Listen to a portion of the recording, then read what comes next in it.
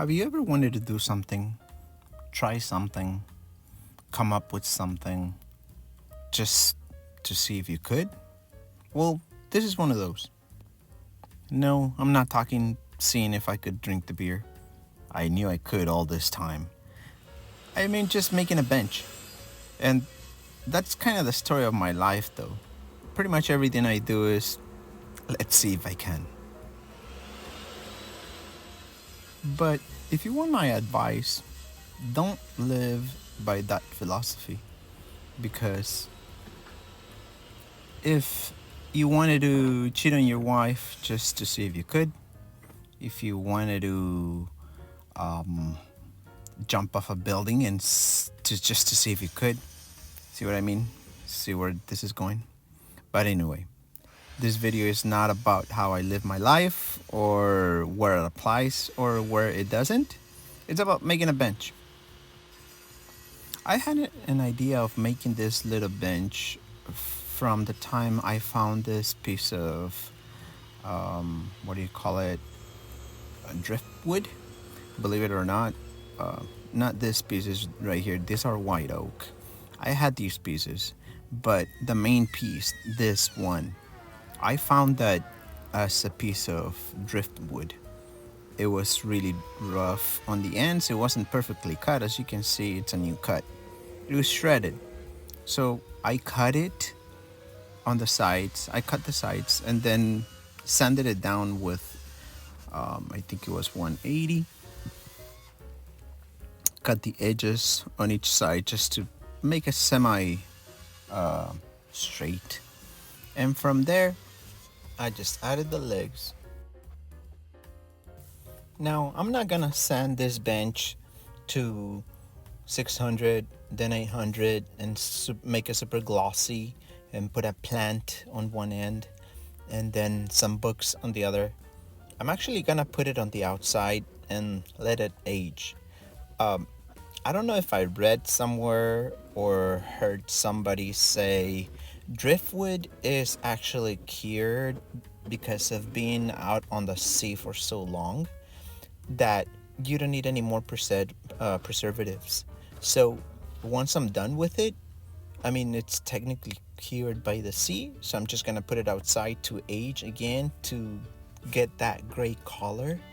And obviously the white oak is gonna get its age too and turn some kind of a gray, I'm thinking.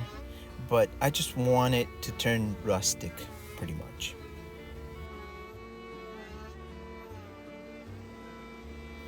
And even though it's gonna be an outside piece, I still want it to feel nice to the touch. So I rounded over all the pieces, including the legs and the bench where you sit. I didn't have plans as to exactly how I was gonna make it. So as I went along, I went figuring out how I wanted to attach things. That's why I did the dados, and to make sure that nothing was gonna move from being outside, I actually bought some structural lag bolts. I think they're used for decks or homes or whatever, but this is gonna ensure that they don't move in time as the weather affects these pieces.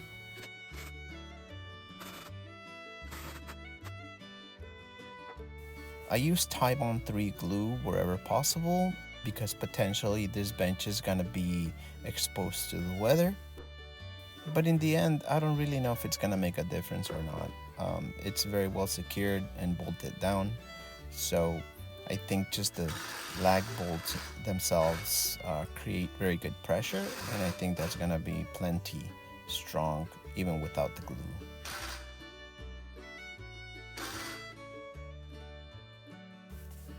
And with that bench is pretty much complete.